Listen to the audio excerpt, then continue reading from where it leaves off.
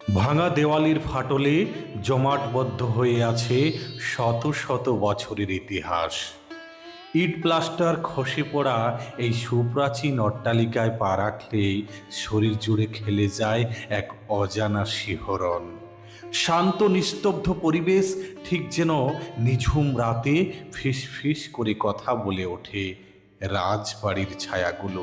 অতীত ও ইতিহাসের হাতছানিতে আজকে চলে এসেছি বাঁকুড়া জেলার অন্তর্গত রহস্যময় সিমলাপাল রাজবাড়িতে।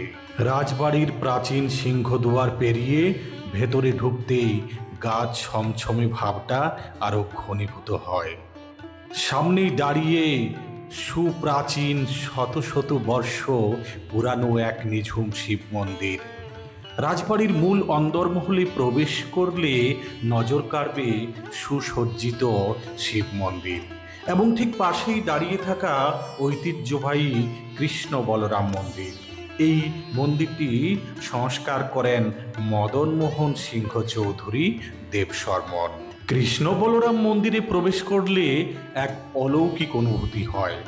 মন্দিরের প্রাচীন ছাদটিকে আজও শক্ত করে আটকে রেখেছে শাল গাছের বিশাল বিশাল কাঠের মেরাপ।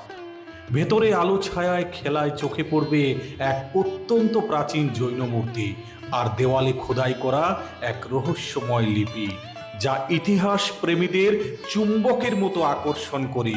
সত্যি ভালো লাগতে হয়, ভালো লাগাগুলো এভাবেই ফিরে ফিরে আসে।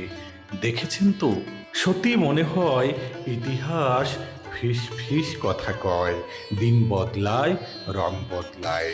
বলগোবিন্দ সিংহবাবুর রচিত পদ্মাবলী থেকে জেনেছি সপ্তদশ রাজার স্পষ্ট নাম উল্লেখ রয়েছে তাতে।